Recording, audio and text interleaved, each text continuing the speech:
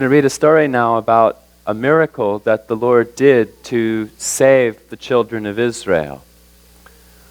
And before this story started, the children of Israel had been slaves in Egypt. A slave is not a fun thing to be. A slave means that you have to work and do everything that someone else tells you, and they don't give you any money. They don't treat you like they care about you. You just have to do what they say. The children of Israel didn't want to be slaves, and so the Lord led them away from Egypt, where they had been slaves. And then the Egyptians decided, hey, we want our slaves back. And so they got a huge army, and they chased the children of Israel. And the story begins when all the children of Israel realized that the Egyptians were coming back, and maybe they were going to take them to be slaves in Egypt, or maybe they were just going to kill them. And so the children of Israel got really scared. And it says, when Pharaoh, king of Egypt, drew near, the children of Israel lifted their eyes, and behold, the Egyptians marched after them. So they were very afraid, and the children of Israel cried out to the Lord. Then they said to Moses, because there were no graves in Egypt, have you taken us away to die in the wilderness? Why have you so dealt with us to bring us up out of Egypt? Is this not the word that we told you in Egypt, saying, let us alone that we may serve the Egyptians? For it would have been better for us to serve the Egyptians than that we should die in the wilderness. So they're feeling very upset, and they say to Moses, who's their leader, why did you even take us here? This is terrible. And Moses says, do not be afraid. Stand still and see the salvation of the Lord, which he will accomplish for you today. For the Egyptians whom you see today, you will see again no more forever. The Lord will fight for you, and you shall keep silence. And the Lord said to Moses, why do you cry to me? Tell the children of Israel to go forward, but lift up your rod and stretch out your hand over the sea and divide it, and the children of Israel shall go on dry ground through the midst of the sea.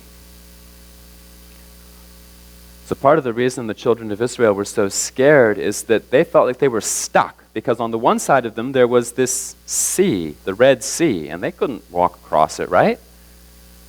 But on the other side of them, there's this huge Egyptian army.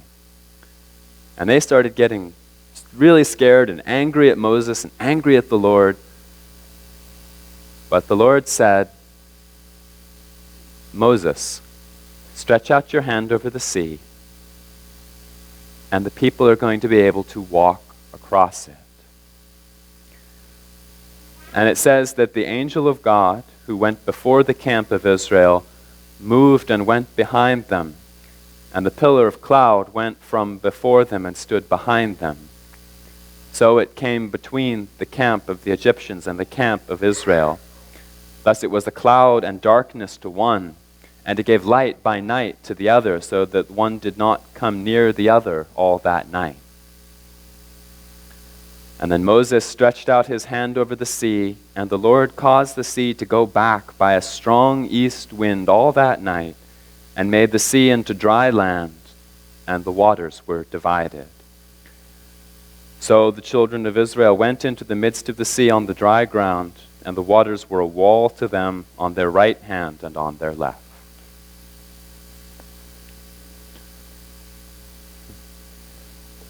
It seems it's important to try and picture that. Maybe you've seen pictures before of what that would have looked like, but here's one to show you what was happening. You see that? There's the waters of the sea have moved to the side, and so there's this place where the people can walk across the sea on the bottom of the sea. And here's another picture of them walking across the sea. And this one shows them in the middle of the sea with water high up on either side of them. And think a little bit about that. Think a little bit about there being water way up over your head on both sides of you. and just walking a long way, all the way across the sea with that water up there. How would that have felt? You'd have to really trust the Lord, right? Because as soon as the miracle stopped, well, the water is just going to go back on top of you. And if the Lord didn't keep on doing his job, you'd be in big trouble. So the people really had to trust in the Lord. Now, what about that Egyptian army? What do you think they did? Well, there's no Egyptian army in this picture. They're sort of in the back, behind the picture. But what do you think they did next?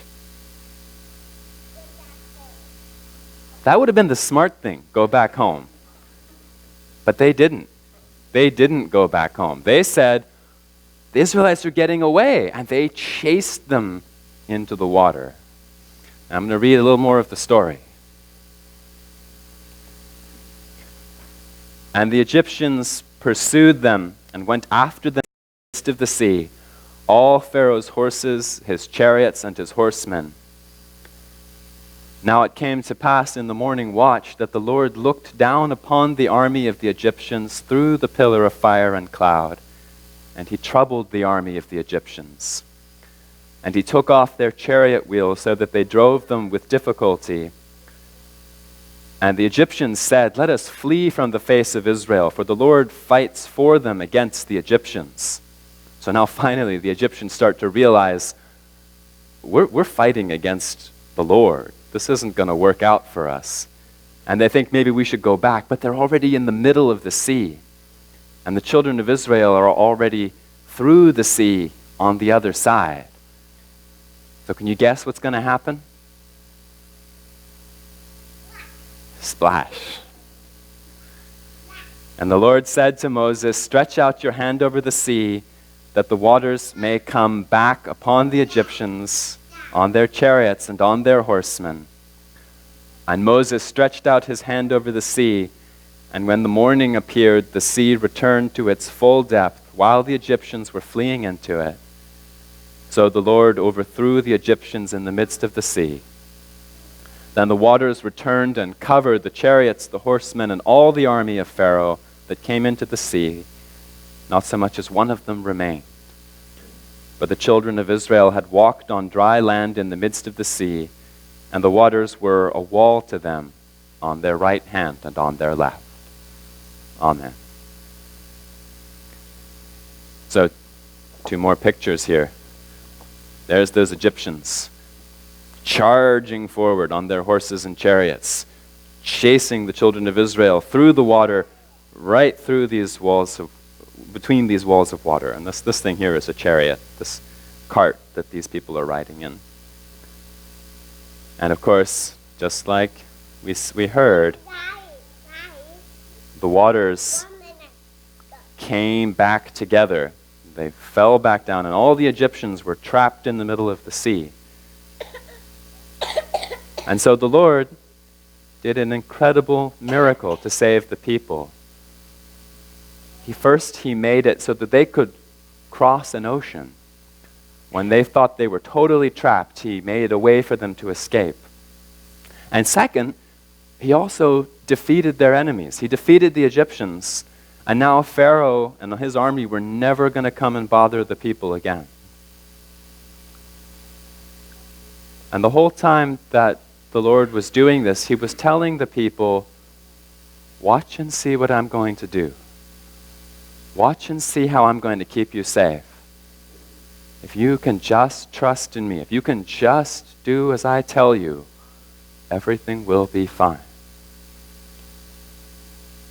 And the Lord's probably never parted the sea for you to walk across. You've never walked across the bottom of the ocean, have you? Never done that. But the Lord does miracles inside of our spirits to keep us safe. He does amazing things inside our hearts to chase the evil spirits away. And if we can just hold still and trust him, if we can just listen to him and do as he says, he will keep us safe. Amen.